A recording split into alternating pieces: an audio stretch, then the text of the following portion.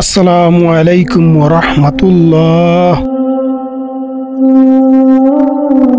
যে চারটি জিকির গুনাহ গাছের পাতার মতো ঝরে যায়। আল্লাহর জিকির করার অনেক বাক্য কালেমা রয়েছে, তবে চারটি বাক্য আল্লাহর অনেক পছন্দ।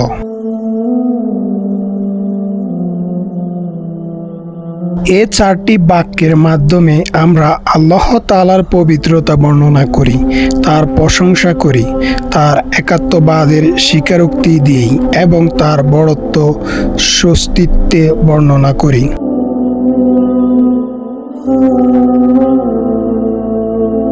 এ চারটি বাক্য মানুষের গুনাহগুলো জড়িয়ে দেয়, যেমন শীতকালে গাছের পাতা ঝরে যায়। আবু হুরায়রা রাদিয়াল্লাহু আনহু থেকে বর্ণিত হাদিসে রাসূল সাল্লাল্লাহু আলাইহি ওয়াসাল্লাম বলেন,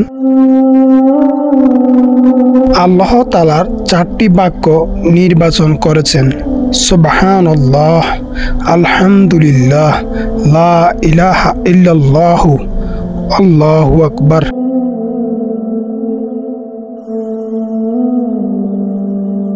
আনসার রাদিয়াল্লাহু আনহু থেকে বর্ণিত হাদিসে এসেছে, একবার নবী সাল্লাল্লাহু আলাইহি ওয়াসাল্লাম গাছের একটি ডাল ধরে ঝাঁকি দিলেন, কোনো পাতা পড়ল না।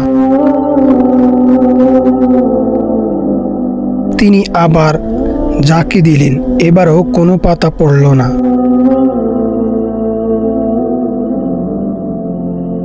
তবে তৃতীয়বার ঝাঁকি দেওয়ার পর অনেকগুলো পাতা ঝরল। তখন নবীজি সাল্লাল্লাহু আলাইহি ওয়াসাল্লাম বললেন, নিশ্চয়ই সুবহানাল্লাহ, আলহামদুলিল্লাহ, লা ইলাহা ইল্লাল্লাহু, আল্লাহু আকবার বলা বান্দার গুনাহ ঝরে দেয়। যেমন শীতকালে গাছ তার পাতা ঝরায়।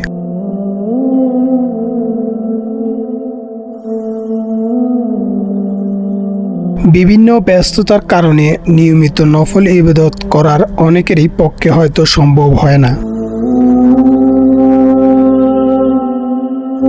কিন্তু যে কোনো জায়গায় যে কোনো মুহূর্তে আল্লাহর প্রশংসায় তার জিকির করা অনেক সহজ।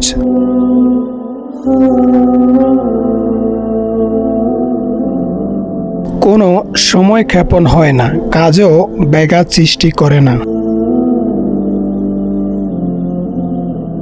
এক্ষেত্রে উপরোক্ত বাক্য দুটির অনন্ত নিয়মিত পড়তে পারি। এতে আমাদের অজ্ঞাতে ঘটে যাওয়া বিভিন্ন গুনাহ আল্লাহ মাফ করে দেবেন।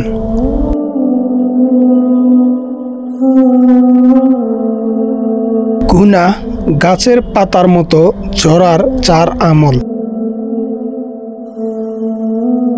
1 নম্বরে সুবহানাল্লাহ, আর আল্লাহ তাআলা অতি পবিত্র। 2 নম্বরে আলহামদুলিল্লাহ, সব প্রশংসা আল্লাহ তাআলার জন্য।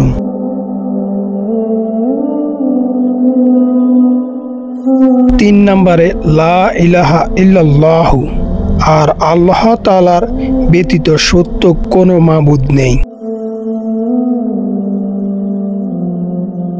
4 নম্বরে আল্লাহু আকবার, এবং তিনি অতি মহান।